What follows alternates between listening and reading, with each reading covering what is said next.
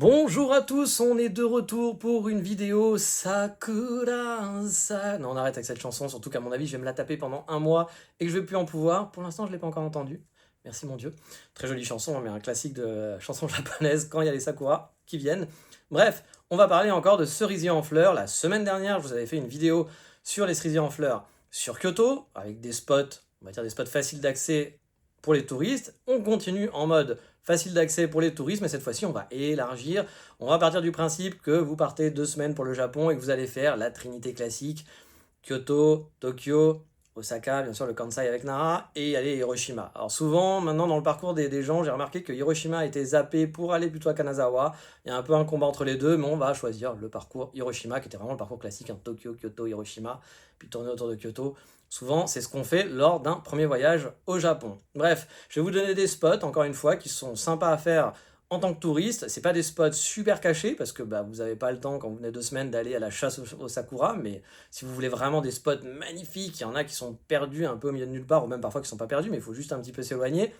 Mais là, on part du classique, on part du principe, pardon, que vous allez faire un voyage, et donc du coup, je ne vais pas vous faire crapahuter à droite, à gauche, donc on va dans des coins qui sont, je pense, accessibles facilement, et que vous allez même sûrement, hein, vous avez peut-être déjà coché dans votre petite liste de to-do list de faire au Japon, mais comme ça, vous le saurez, il y a des beaux sakura là-bas. C'est testé et approuvé par Bibi, hein, je vous donne pas des infos où je ne suis pas allé, ou des trucs que j'ai trouvé sur Internet, c'est des endroits que moi j'ai fait en voyage, ou que j'ai fait comme ça en balade. Bref, des endroits que j'ai appréciés, et on en parle tout de suite. On va commencer avec Tokyo. C'est parti.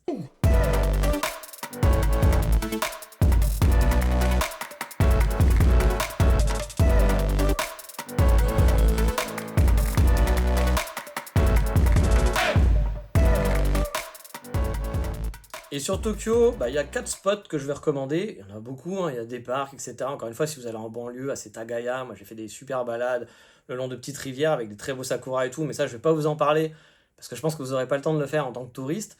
Par contre, enfin, en tant que touriste, quand on dit en tant que touriste, c'est que si vous restez 1 semaine ou 2, vous n'avez pas le temps non plus de vous perdre un peu partout. Donc on fait vraiment dans les classiques.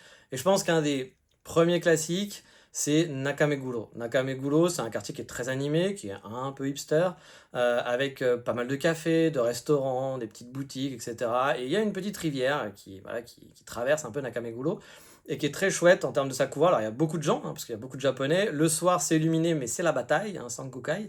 Parce que du coup, la rivière est illuminée, etc. Donc les gens se battent pour venir faire des photos. Donc il peut y avoir du monde, c'est un peu emmerdant. Mais même le jour, c'est chouette. Et moi, je l'avais fait une fois. C'était en fin de sakura, donc du coup il y avait plus de fleurs sur les arbres, presque plus. Mais par contre la rivière était remplie de sakura, de pétales, elle était rose, elle avait pris une teinte rose et c'était magnifique, j'avais adoré, j'étais allé vraiment un peu par hasard, hein. Sur le moment j'étais pas à la chasse du tout au sakura, et puis c'était mon deuxième voyage je pense au Japon, ou peut-être le premier, je ne sais plus. Mais bref, j'avais passé un moment magnifique avec des très belles photos avec cette rivière rose, c'était très joli, j'étais très content. Et c'est vrai que la balade de toute façon à Nakameguro est chouette, hein, avec toutes les petites boutiques le long de la rivière, etc. Mais vous baladez tout le long de la rivière avec le sakura, ça a un petit côté vraiment très sympa, et ce serait dommage de le zapper, surtout que Nakameguro ça reste quand même un gros classique à faire quand on va à Tokyo, et puis c'est pas très loin de Shibuya, d'Ebisu, etc. Donc vous pouviez accéder. Moi, j'avais un Airbnb pendant un moment, là, il y a pas si longtemps de ça, je suis allé, pas dans un Airbnb, mais une capsule hôtel, et j'étais vraiment à 5 minutes, donc j'étais dans Shibuya, mais j'étais à 5 minutes à pied vraiment de la petite rivière Nakameguro à commencer, donc c'était vraiment super chouette et très pratique. J'y allais souvent le matin pour aller prendre un train par là ou pour commencer mon périple. Bref, Nakameguro, bon spot.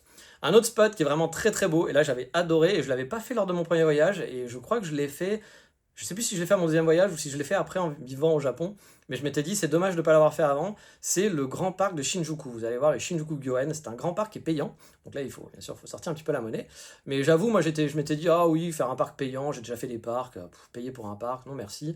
Puis voilà, quand on part en voyage, on a le budget, au bout d'un moment il faut faire des choix, et j'étais allé une fois quand même pour tester. Et franchement, je m'étais dit, c'est dommage de ne pas l'avoir fait avant parce que c'est un très très joli parc. Surtout si vous y allez en plein hiver, je pense que c'est moins sympa.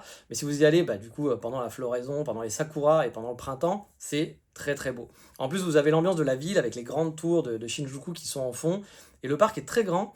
Il est très joli, il y a des magnifiques sakuras, il y a plein d'espaces variés et différents. Franchement, c'est un endroit que j'avais adoré. Je suis pourtant pas très parc et fleurs, on va dire, dans l'ensemble. Mais là, j'avais passé vraiment un très bon moment. J'avais fait des super photos et j'avais kiffé. J'avais vraiment kiffé. Donc, le parc de Shinjuku, pour moi, c'est quand même un must à faire pendant les sakuras. Ça reste quand même un très très bon coin. Dans les gros classiques où vous allez sûrement passer, il y a Ueno, qui est connu pour son tout petit zoo un peu tristoun, mais qui est connu aussi surtout pour ses sakuras et son parc. Il y a un lac avec des pédales au cygne, on kiffe les pédales au cygne, mais il y a aussi plein de sakuras. Il y a beaucoup de gens qui font le hanami. Alors là, c'est un peu la guerre du hanami, hein, vous allez voir. Mais c'est marrant à aller voir, hein, parce que du coup, il y a vraiment tout est installé, donc un ami c'est les pique-niques, hein, pique-nique sous les sakuras. Et donc il y a vraiment, voilà, si vous arrivez la veille de la grosse journée sakura, on va dire, où les gens vont venir faire leur pique-nique, c'est vraiment comment on appelle ça, des toiles bleues qui sont postées par terre avec tout le monde qui réserve sa place. Donc c'est assez rigolo comme ambiance. Et c'est vrai qu'il y a beaucoup de sakura, c'est joli.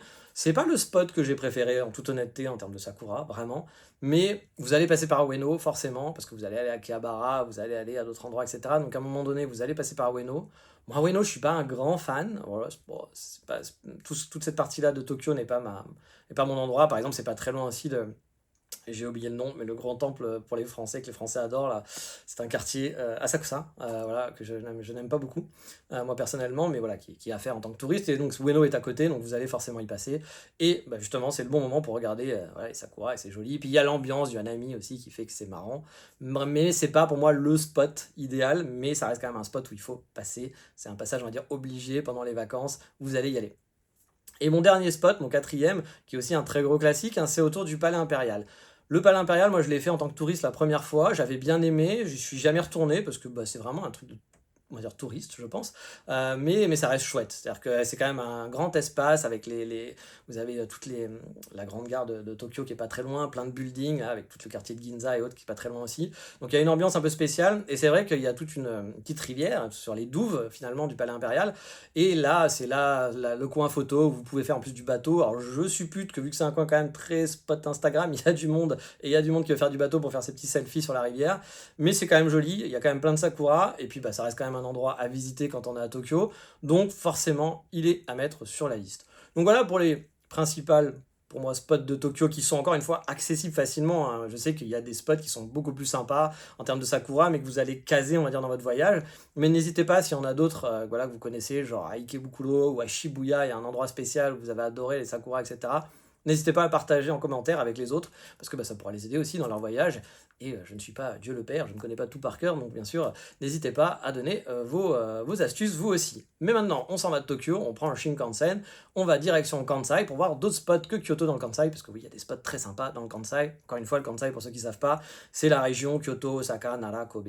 Donc on y va, c'est parti.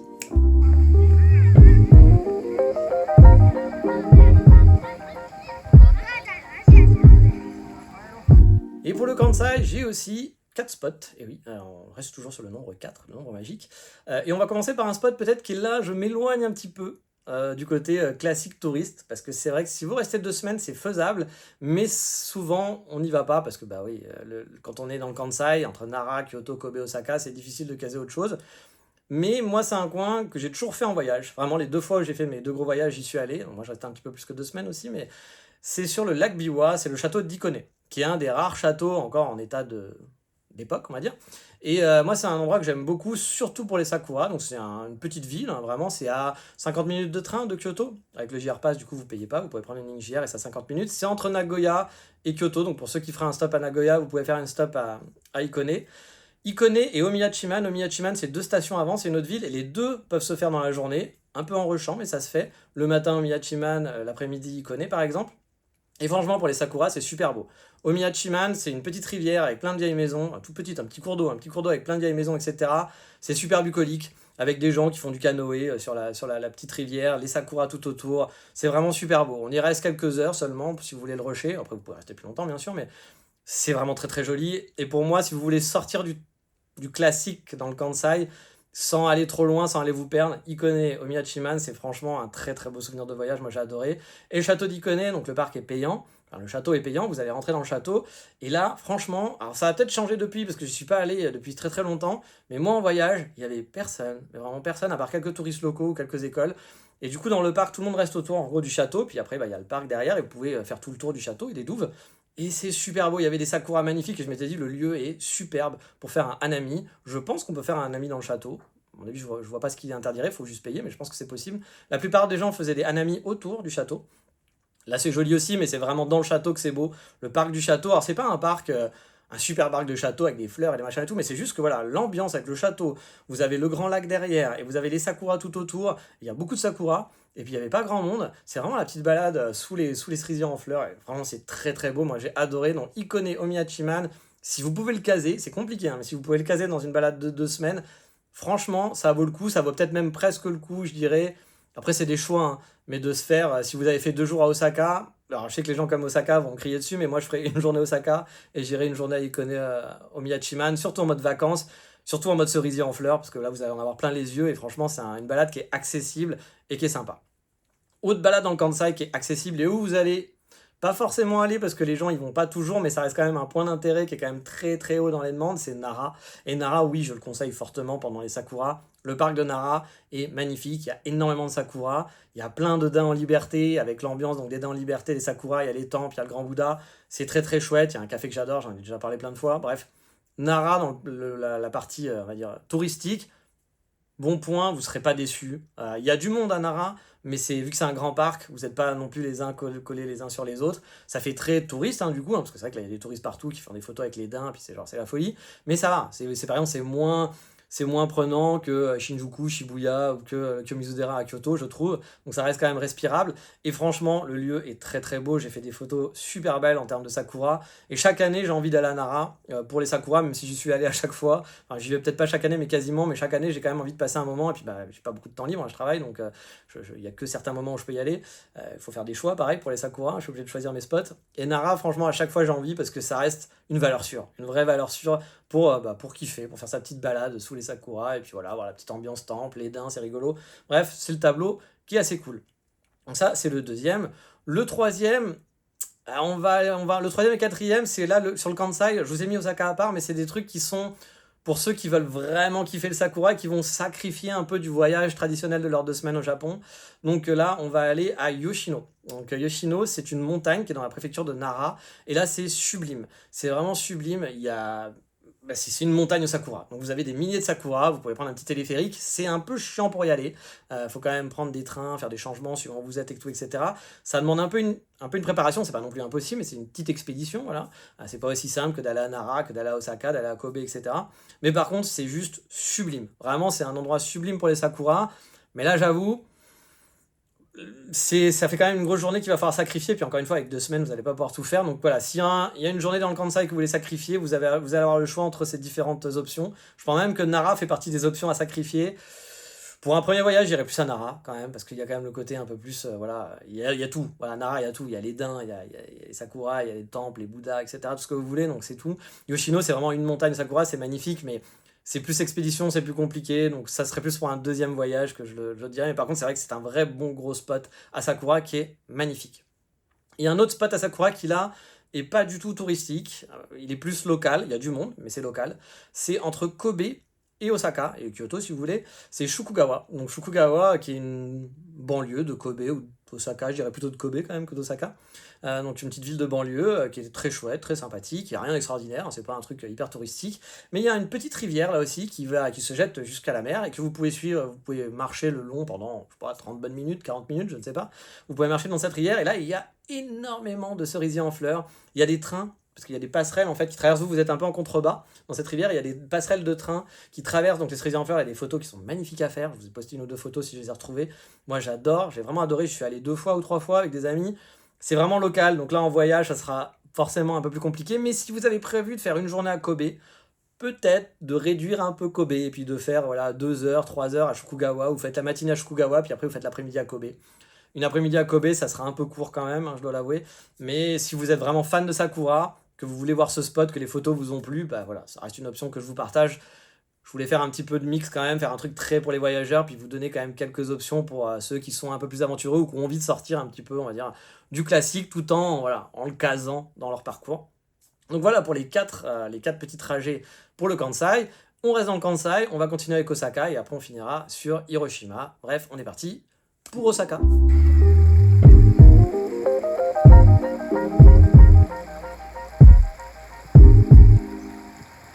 Ceux qui me connaissent le savent, Osaka, c'est pas trop ma came, c'est pas ma ville préférée au Japon. J'aime pas trop l'ambiance, j'aime pas trop l'architecture de la ville, même s'il y a beaucoup de charme, il faut pas cracher dessus. Et que souvent les gens sont déçus parce qu'il reste pas longtemps. Osaka, c'est le genre de ville, un peu comme Hiroshima, où si vous faites juste le parcours touristique, une grande avenue, deux grandes avenues, puis vous restez une après-midi, vous allez souvent pas aimer.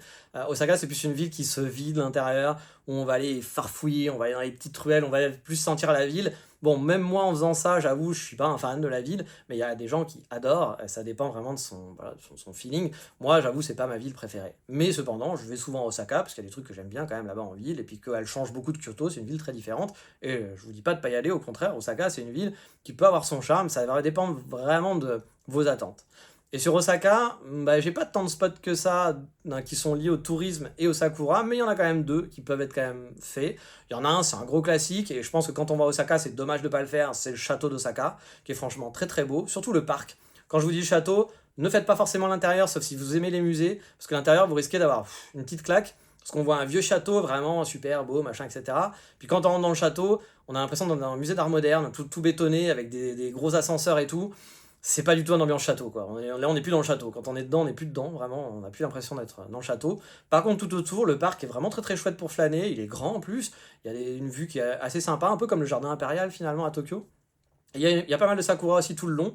Et avec en plus, bah voilà, le côté carte postale château, ça va bien avec. Et franchement, c'est charmant. Et à côté du château, il y a une rivière, vous allez voir, regardez Google Maps, il y a une rivière là, comme ça qui circule entre Umeda et après Kitahama, qui est un autre quartier d'Osaka. Et là, sur cette rivière, je n'ai plus le nom, désolé, j'ai un trou, mais je mettrai le petit, voilà, en incrus, je mettrai le nom. Et dans cette rivière, il y a énormément de sakura et c'est une petite balade du dimanche et beaucoup de gens viennent faire le hanami ici dans le centre d'Osaka, beaucoup de gens qui vivent à Osaka. C'est un petit peu blindé mais c'est une ambiance justement qui est très cool parce que surtout Osaka, hein, les gens d'Osaka ont un caractère assez festif, assez ouvert. Donc du coup il y a une ambiance vraiment très chouette. Moi j'avais fait pas un hanami mais je m'étais baladé un jour de hanami sur place et j'avais vraiment adoré la petite balade. Il y avait une bonne ambiance, on voyait les gens qui rigolaient, la bonne franquette, les barbecues et tout, etc. Bref c'était vraiment très très chouette, sous les cerisiers en fleurs, avec la petite rivière, les buildings en fond. Ça en fait quand même un coin assez joli. Encore une fois, je ne suis pas un spécialiste d'Osaka. Il y a sûrement des coins en banlieue qui sont chouettes, mais là, je vous donne voilà, dans les coins touristiques. Et je pense que dans le coin touristique Osaka, je suis pas sûr qu'il y ait tant que ça de vrais gros spots à Sakura. Après, encore une fois, je vous le dis, hein, des Sakura, vous allez en voir partout. Il y en a partout dans les rues. Donc parfois, juste d'en voir une avec un petit truc scénique, bah, c'est très chouette. Il n'y a pas besoin d'aller dans un parc où il va y en avoir 200. Alors, c'est sympa, hein, les 200 Sakura. Mais juste vivez le moment, ne faites pas la course au Sakura non plus, vous allez en vivre et en voir partout. Donc, voilà, calm down, profitez, vous allez pouvoir kiffer des Sakura un peu partout. Ne focussez pas non plus tout là-dessus, vous allez pouvoir en voir. On a fini avec Osaka, je vous l'avais dit c'est très court, et on va faire encore plus court sur Hiroshima. Mais là, c'est parti, petit instant, Sakura.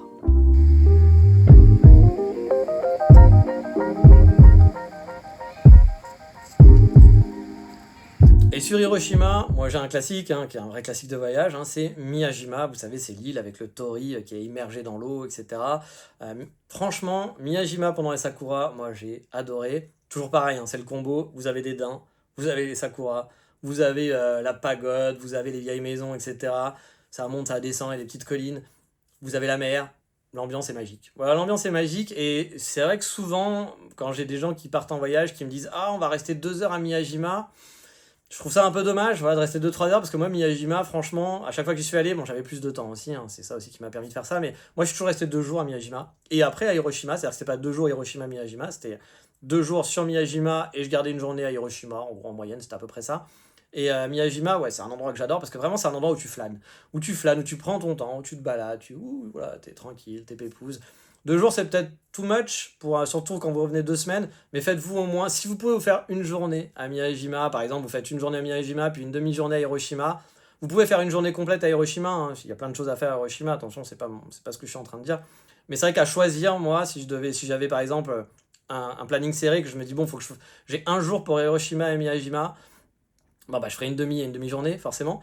Mais sinon, j'essaierai de faire un jour à Hiroshima, puis de faire une demi-journée voilà, à Hiroshima, puis après prendre un train pour aller je ne sais où, pour rentrer, prendre l'aéroport à Osaka, ou pour finir, revenir, finir sa demi-journée à Osaka, j'en sais rien. Mais voilà, Miyajima, ça a quand même un petit côté magique, et c'est dommage de le zapper, surtout pendant les Sakura, c'est très très beau. Il est resté 2 heures, vous pouvez rester 2 heures, hein, vous pouvez profiter encore une fois, comme je dis, c'est pas la course au Sakura, mais c'est très joli. Ouais, c'est très très joli, il y a vraiment une ambiance.